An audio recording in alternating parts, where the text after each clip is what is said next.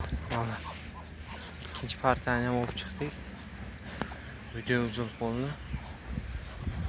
Ular rosa o't deyapti. Tuxumlab turgani shu.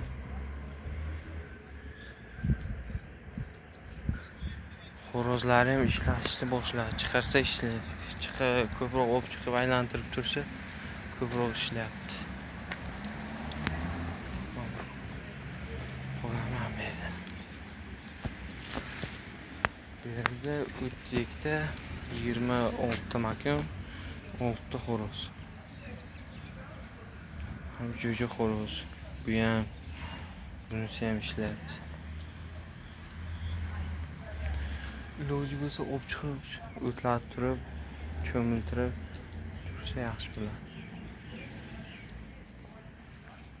Effekt kuchli, vitamin tuxumlashiga ham yaxshi. Xo'roz ketdi.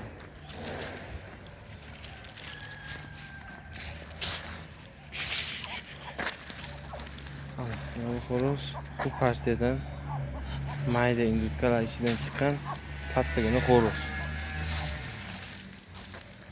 Pullak yurdim. Lekin hali ishlagan ko'rmadim. Uni keyin o'qchani yondirib qo'shni ko'tarib turgan o'sha ikoni ishlagan ko'rganim yo'q. Ishlagan degan bu makon bosgan yo bosmaydigan. Shuda. Shunday deyiladi. O'q jo'jacha mayda partiyaniki sal havo yetishmaganga sal nimjonroq bo'lib qoldi.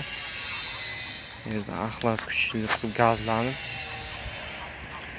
tashdi yashamaydi deb o'ylagandim.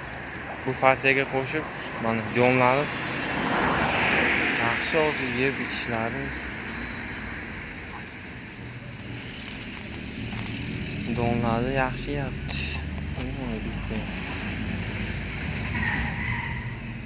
Chevar alohida bular. Parranda. Agar zakanlar bu yerda boqsa, darhol kanal-panallar 20% don bersa, qolganini terib yeb yuraveradi. Nichinka shu o't, suv, biz hozir 3 mahal yem beryapmiz. O'shaning uchun semiz katta qorni to'yib yursa, cho'milib, nervli o'tlarga yeb rangi toza bo'lib turganini, qorni to'yayotganini, yaxshi yashayotganini bildiradi. Quyosh ham chiqib ketdi, xudo xolasa, yana endi bular ko'p bo'layotganini, yana tuxum qo'yayotgan, tuxumlar ko'payotganini video qilamiz.